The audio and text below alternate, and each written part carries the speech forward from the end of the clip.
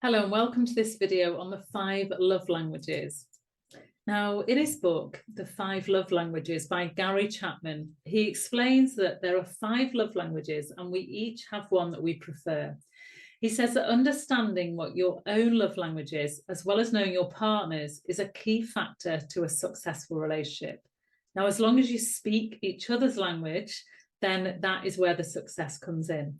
So the 5 languages are words of affirmation, quality time, receiving gifts, acts of service, and physical touch.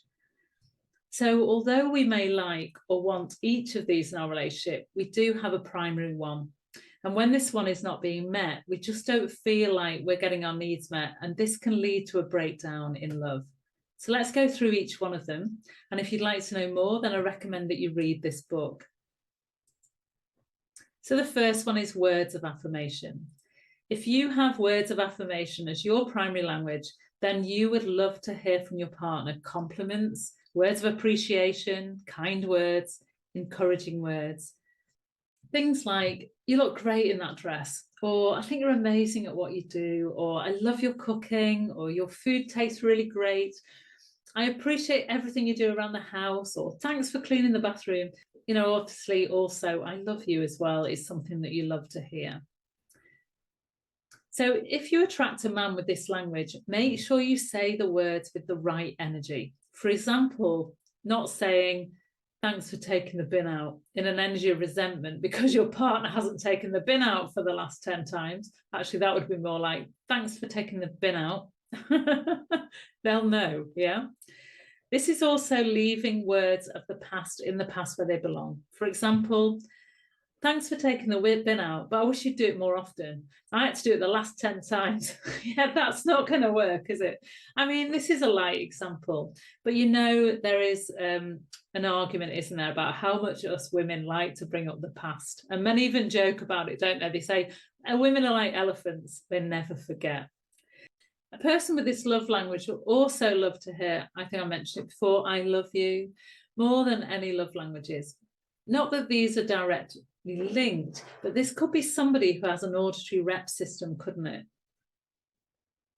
So the next love language is quality time. And I'm sure we all love to have quality time with our partner when we're in the right relationship. However, if you have this as your primary love language, you'll need this more, and when you don't get it, it will impact you more. This is about making a special conscious effort to spend time together, giving each other your undivided attention. You know, not just chilling out, watching TV together, or talking while messing on your phone. This is about, you know, going for a meal, not just to eat it, but to enjoy each other's company.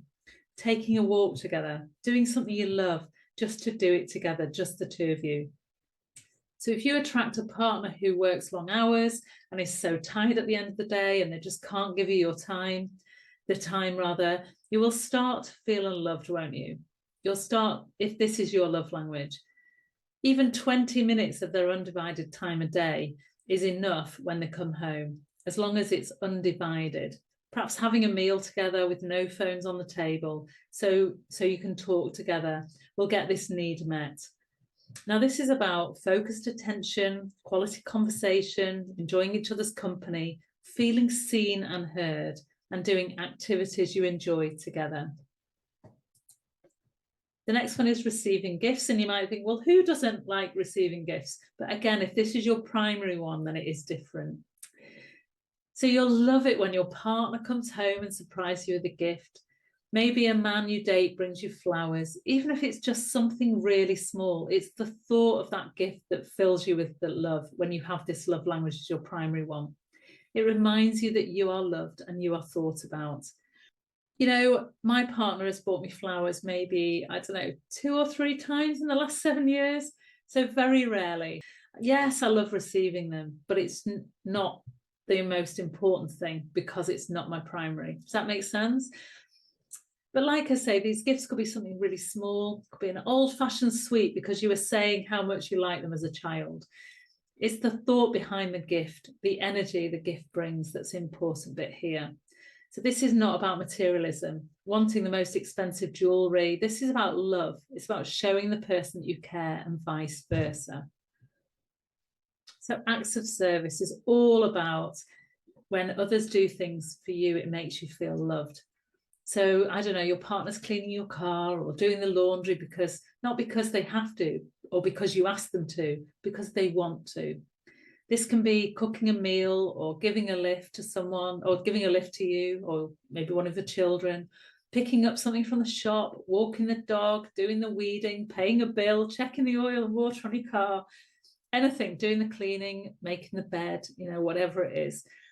Now, this equals love because the person is putting their time and energy into doing something. Now, if this isn't your love language, you may feel, well, they should be doing that anyway. And in the past, I had to do it all and it wasn't fair. However, this isn't about doing equal chores. This is about feeling loved when your partner does something and vice versa. Doing acts of service for another also has to come with the right energy. If you do it and then resent it, it's not an act of service. And if you do it and then feel like you have to do everything around here, that's not it either. Doing an act of service is doing it just because you appreciate them, just because you appreciate how many other things they are doing, just because you love them, just because you know that they love to come home to a home-cooked meal, just because you know how much they love a tidy house. So physical touch, again, why would you not want physical touch in a romantic, intimate relationship? However, again, remember, if this is your love language, having this touch will make you feel you are loved. This could be holding hands, stroking their arm or leg, kissing, hugging, foreplay, sex, giving your partner a back rub or a massage are all ways to express physical touch. Again, looking at the rep system, this could be somebody who's kinesthetic, couldn't it? As Gary Chapman says in his book, knowing each other's love language is essential if you're going to keep the relationship loving and healthy. So here's an example. So Mary has a love language of words of affirmation and her partner Bob is acts of service. Mary loves to do things for Bob as he always appreciates what she does. Even when she makes the bed or takes the bin out, he acknowledges it, saying thank you, and he's always complimenting her on her cooking, which makes Mary want to cook more. Can you see how motivating it is for Mary to receive these words of affirmation from Bob and how much Bob loves and appreciates Mary for what she does? But how about this then? Bob has recently changed jobs and he's extremely stressed out at work. And when he comes home, he's exhausted. He hasn't realised it, but he stopped acknowledging Mary for what she does and doesn't compliment her anymore on her cooking. Mary understands that Bob has a lot on, so continues to do the jobs around the house, as well as the food shopping, and she's resenting Bob for this. Often she's saying to herself, I have to do everything around here and it isn't fair.